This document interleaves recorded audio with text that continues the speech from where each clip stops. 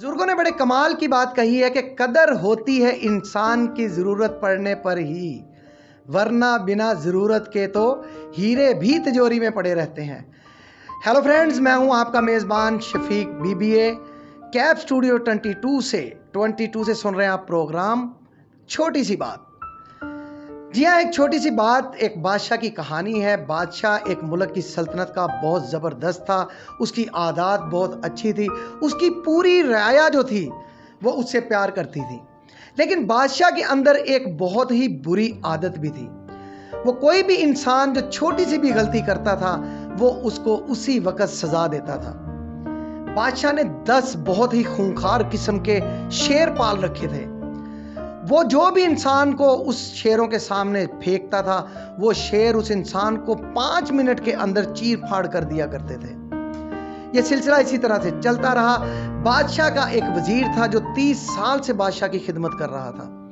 उसने एक मरतबा ये सोचा भी कि मैं बादशाह को कहूँ कि ये आपकी आदत अच्छी नहीं है, लेकिन कुदरत को तो कुछ और ही मंजूर था। उस वजीर से एक ऐसी गलती हुई कि बादशाह ने फौरन कहा कि इस वजीर को हम सजाए मौत देते हैं, इसे हम शेरों के आगे डालकर इसको चीर फाड़ करवाएंगे। वजीर क्योंकि पुराना था और थोड़ा सा सियाना भी था, वजीर ने कहा, बादशाह सलामत, हमने आपकी 30 साल खिदमत की है, उसके इवज मैं आपसे कुछ कहना चाहता हूँ, कुछ मांगना चाहता हूँ। बादशाह ने कहा, बोलो जरूर, आपकी आखिरी जो ख्वाहिश है वो पूरी की जाएगी। वजीर ने कहा, बादशाह सलामत, मुझे सिर्फ 10 दिनों की मोहलत दीजिए और 11वें दिन आप मुझे उन खूनख्वार शेरों के आगे फेंक दीजिए। बादशाह ने कहा, ठीक है, 10 दिन आपको देते हैं। 10 दिन वो वजीर गायब रहा, नजर ना आया। बादशाह ने इधर उधर भी पता करवाया, लेकिन उस वजीर का पता ना चला। 11वें दिन जब बादशाह ने अपनी पूरी सल्तनत को इकट्ठा किया हुआ और ये सोच रहा था कि वो वजीर आता है या नहीं, ठीक से थोड़ी देर बाद वो वजीर उस रश में नमूदार हुआ और बादशाह सलामत से कहने लगा कि बादशाह सलामत, मैं हाजिर हूँ, आपने जो भी सजा देनी है आप दीजिए। बादशाह ने कहा, इसे पिंजरे के करीब ले जाओ, अभी मैं आता हूँ। पूरी राया जो थी वो बादशाह के आगे आकर खड़ी हो गई। बादशाह ने कहा, ठीक है, पिंजरे का दरवाजा खोल दो और इसको शेरों के आगे फेंक दो। पिंजरे का जैसे ही दरवाजा खोला और उस वजीर को जब अंदर धक्का दिया गया तो अजीब मंजर सामने आया। वो जो शेर थे कुछ उसके आगे झुक गए और कुछ शेर जो हैं वो उसके पांव आकर चाटने लग गए। बादशाह और लोग इस चीज को देखकर बहुत हैरान हुए। बादशाह ने अपने वजीर को कहा कि ये क्या मामला है। वजीर ने कहा, बादशाह सलामत, पहले आप मुझे बाहर बुलाएं, उसके बाद मैं आपको बताता हूं।